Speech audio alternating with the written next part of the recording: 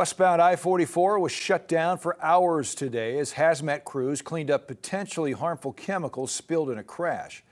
This afternoon, two semis collided, spilling chlorine tablets all over the roadway.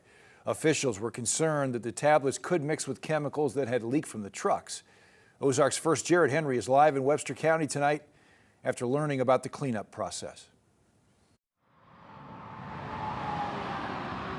Yeah, the westbound lanes of I-44 are beginning to move, but they are moving slowly. You can see some of the cars and trucks behind me moving, but not really at an interstate pace. Now, crews with the fire department and highway patrol tell me that there's a lot to consider when dealing with a situation like this, but the first thing that's on everyone's mind is safety.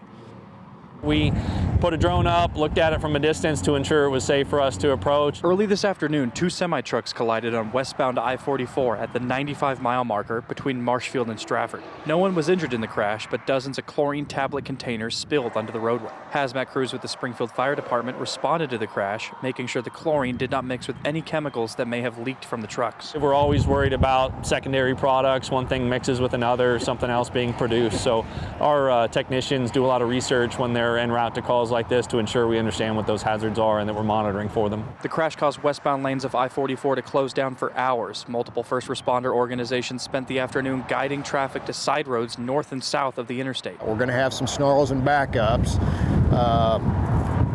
going westbound, initially. But once we can get everything situated, start moving people on those detoured routes, then things tend to move a little bit better. Sergeant Mike McClure with the Missouri State Highway Patrol says his troopers have ways to identify what kind of chemicals they are dealing with. And once everyone is safe, it is business as usual. It is a normal crash. It's going to be a little bit more time.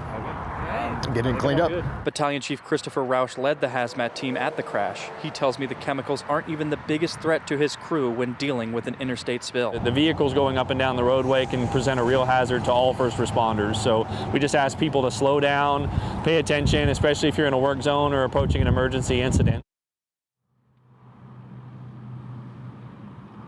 Roush also tells me that the earlier his crews are notified, the better. So if you ever find yourself in a situation with a hazardous material spill, be sure to call 911 immediately.